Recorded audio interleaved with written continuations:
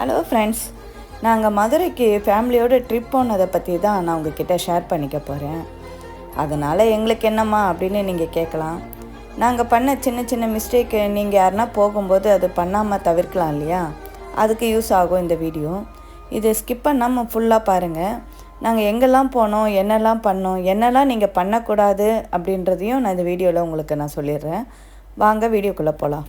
சென்னையிலேருந்து மதுரைக்கு போகிறதுக்கு ட்ரெயின் தான் புக் பண்ணியிருந்தோம். ஈவினிங் கிளம்பி மறுநாள் காலையில் மதுரைக்கு போய் சேர்ந்துட்டோம். மதுரையில் ஆல்ரெடி ரூமெல்லாம் புக் பண்ணியிருந்தோம். அங்கேருந்து போகிறதுக்கு வேனுமே புக் பண்ணியிருந்தோம். வேனில் ஏறி ஃபஸ்ட்டு நாங்கள் போன இடம் வந்து மதுரை மீனாட்சி அம்மன் கோயில். கோயிலுக்கு போகிறதுக்கு முன்னாடியே செருப்பெல்லாம் கழட்டி வைக்கிற ஒரு இடம் வரும். அங்கேயே மொபைல் ஃபோனையும் வாங்கிப்பாங்க. ஏன்னா கோயிலில் வந்து மொபைல் ஃபோன் அலோடு கிடையாது.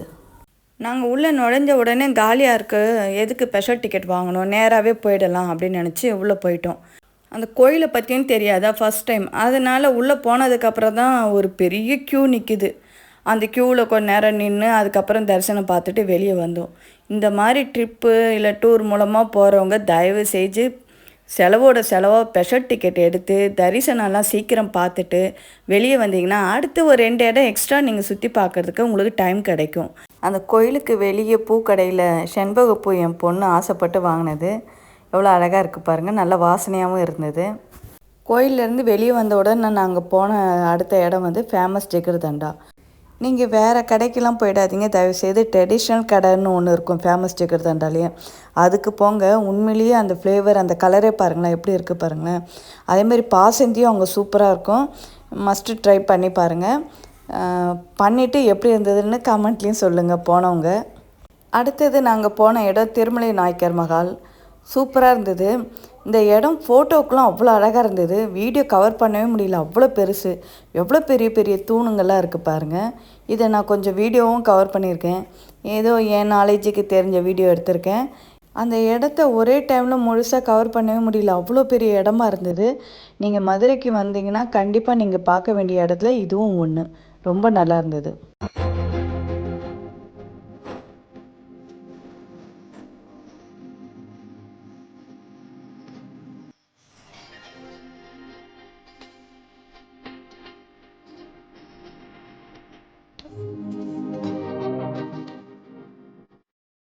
அதை சுற்றி பார்த்துட்டு வெளியே வந்தால் எல்லாருக்கும் நல்ல பசி.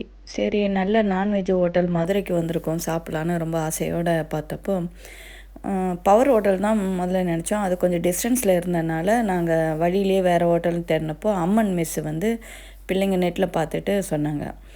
உண்மையிலேயே ஒர்த்தே இல்லை. தயவுசெய்து மதுரைக்கு போகிறவங்க சின்ன சின்ன பவர் மாதிரி இருக்கிற சின்ன சின்ன ஹோட்டல் இருக்கும் பாருங்கள், அங்கே வந்து டேஸ்ட்டும் நல்லாயிருக்கு, அதே நேரம் ரேட்டுமே கம்மியாக இருக்குது. அதே ட்ரை பண்ணுங்கள். அந்த டிரைவர் வந்து ஆக்சுவலாக மதுரைக்கார் தான்.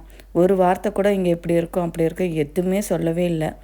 அடுத்தது நாங்கள் போன இடம் சமணர் மலை. உண்மையிலேயே அந்த கோயிலும் ரொம்ப பழமை வாய்ந்ததாக இருந்தது.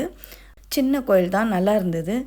அது மட்டும் இல்லாமல் அதை சுற்றி இருந்த அந்த சரௌண்டிங்கே ரொம்ப சூப்பராக இருந்தது. ஒரு பெரிய குளம், அதை சுற்றி மரங்க நிறைய, இந்த ஆலமரம்லாம் விழுதோடு அப்படியே பயங்கரமாக இருந்தது. நாங்களுமே கொஞ்சம் சீக்கிரமே போயிட்டோம், ஒரு 3.5 நாளுக்குள்ளே அங்கே ரீச் ஆகிட்டோம். அதனால் என்னன்னு தெரில, அங்கே யாருமே இல்லை. நாங்கள் தான் அந்த கோயிலெல்லாம் சுற்றி பார்த்துட்டு அந்த சுற்றி இருக்க அந்த இயற்கையை ரசிக்கிறதுக்கே எங்களுக்கு அவ்வளோ அழகாக இருந்தது.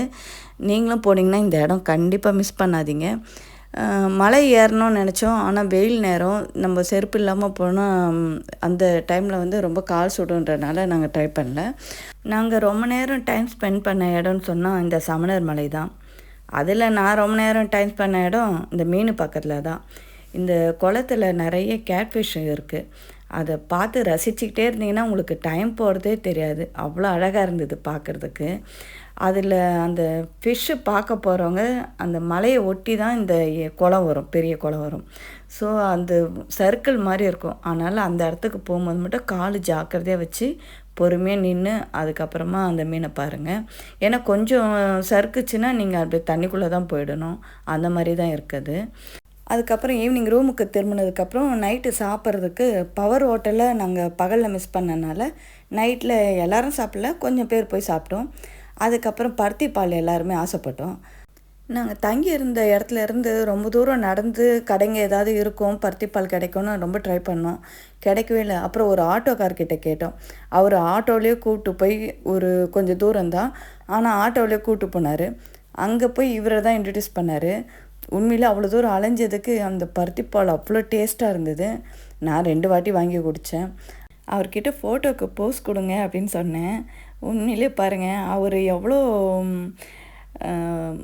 மரியாதையாக அப்படியே கையெல்லாம் கும்பிட்டாரு. எனக்கு ஒரு மாதிரியாக இருந்தது. அவரோட இடத்துல தலைவன் தலைவி படம் ஷூட்டிங் எடுத்ததை பற்றிலாம் சொன்னார். ஒரு மாதிரி இன்னசென்ட்டாக சிரிச்சுக்கிட்டே பேசினார். மதுரைக்கு வந்தீங்கன்னா கண்டிப்பாக இதே பருத்திப்பால் கடையிலையே குடிங்க. நல்லா இருக்குது இந்த கடையில். இது ட்ரெடிஷ்னலாக ரொம்ப வருஷமாக இருக்கிறது. நல்லா இருந்தது. நீங்களும் கண்டிப்பாக ட்ரை பண்ணி பாருங்கள். எப்படி இருந்ததுன்னு குடித்தவங்க கமெண்ட்டில் சொல்லுங்கள். ஒரு நாள் மதுரை ட்ரிப் நல்லபடியாக முடிஞ்சது. நீங்களும் டைம் கிடைக்கும்போது இந்த மாதிரி ஒரு நாளாவது இந்த மாதிரி மதுரையோ இல்லை எந்த ஊரோ நீங்கள் பார்க்காத ஊரை சுற்றி பாருங்கள். லைஃப்பில் இதெல்லாம் ஒரு ஸ்வீட் மெமரிஸ் தான் என்னை பொறுத்த வரைக்கும். மறுநாள் நாங்கள் சுற்றி பார்க்க கிளம்புன இடம் கொடைக்கானல். அதை பற்றி உங்களுக்கு நெக்ஸ்ட்டு ஒரு வீடியோவில் நான் ஷேர் பண்ணுறேன். இந்த வீடியோ உங்களுக்கு பயனுள்ளதாக இருந்திருக்குன்னு நான் நம்புகிறேன். பிடிச்சிருந்தா ஒரு லைக் போடுங்க. அடுத்து ஒரு வீடியோவில் சந்திப்போம். நன்றி, வணக்கம்.